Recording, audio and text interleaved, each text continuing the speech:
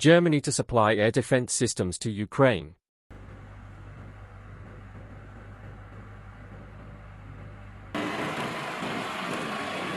Germany announces new arms package worth €500 million for Ukraine. Germany is providing an additional €500 million in military aid to Ukraine, including air defense missiles, Defense Minister Boris Pistorius said. "We will continue to support you in this defense struggle," Pistorius said Thursday during a visit to Odessa, Ukraine, to meet Ukrainian Defense Minister Rustem Umerov, German broadcaster ARD reported.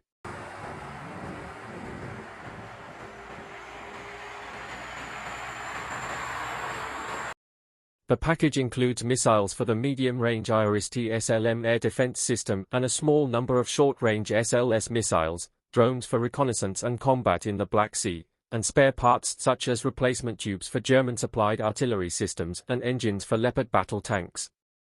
While Ukraine's allies are stepping up efforts to send more air defense assets, the US and Germany are wary of sending weapons that could hit targets inside Russia.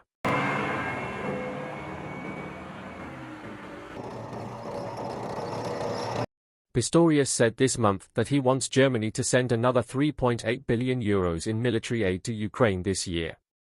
US nears bilateral security pact with Ukraine in show of support. President Joe Biden's administration is close to finalizing talks on a bilateral security pact with Ukraine, a US official said, a move intended to bolster long-standing support for Kiev in its fight against a Russian invasion.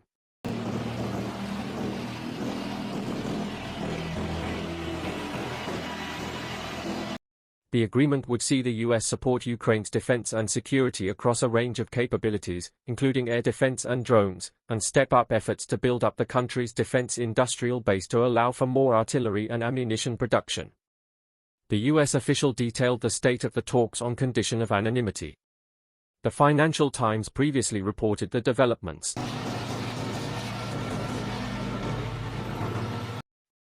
The move comes at a critical time in the war, with Russia building up troop formations near Ukraine's border and stepping up airstrikes against the country. Relations between Washington and Kiev have also been strained by Biden's decision to skip next month's summit to discuss a Ukrainian peace blueprint hosted by Switzerland. While several G7 leaders plan to attend, Ukrainian President Volodymyr Zelensky has called on Chinese and US leaders to join. The White House has said the US will be represented in some capacity.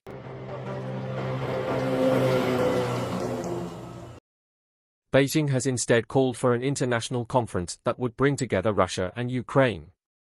Biden announced last year that the US and other group of 7 nations would pursue a bilateral security pact with Ukraine and has encouraged other allies to do the same. US Secretary of State Antony Blinken said earlier this month during a visit to Ukraine that he was confident the countries would be able to sign a 10-year agreement in a matter of weeks.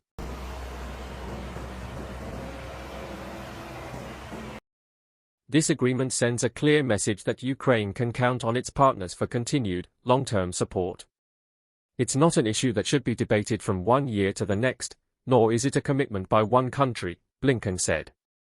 OpenAI shuts down influence networks using its tools in Russia, China.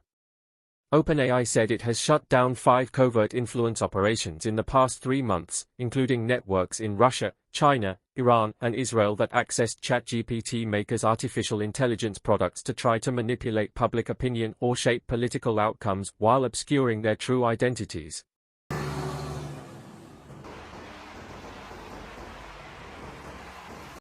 The new report from ChatGPT Maker comes amid widespread concerns about the role of AI in global elections scheduled for this year. In its findings, OpenAI listed ways in which the influence network used its tools to deceive people more efficiently, including using AI to generate text and images in greater volume and with fewer language errors than would be possible with humans alone. However, the company said that ultimately, in its assessment, these campaigns failed to significantly increase their reach as a result of using OpenAI's services.